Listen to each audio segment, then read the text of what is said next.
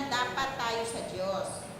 Dahil hindi natin matupad ang kautusan. Pero inalis ito ng Diyos sa pamamagitan ng pagpako ni Kristo sa krus. Kaya hindi na tayo parurusahan. Amen? Sino bang nagbayad ng ating utang? Si Jesus! Amen! Hallelujah! Ang bait ng Lord. Niwala siyang reklamo. Pinako siya sa cross. Pero tayo, reklamo ng reklamo. Pero ang Panginoon, ni kahit minsan hindi siya nagreklamo na pinako siya sa cross. Di ba po? Amen. Hello, Zoe.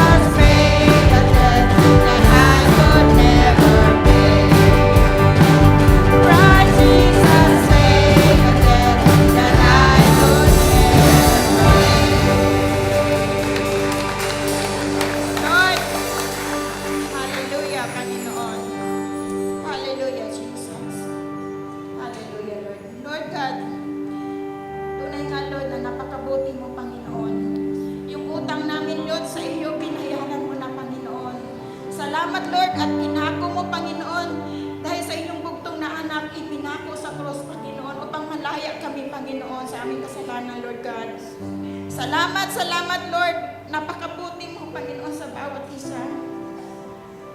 Wala na kami hilingin pa, Panginoon, kundi, Lord, pagkalooban mo kami, Panginoon, ng iyong pag-ibig, Lord, na pag-alabin mo kami, Lord, araw-araw, Panginoon, upang magbigay papuri sa inyo, Jesus.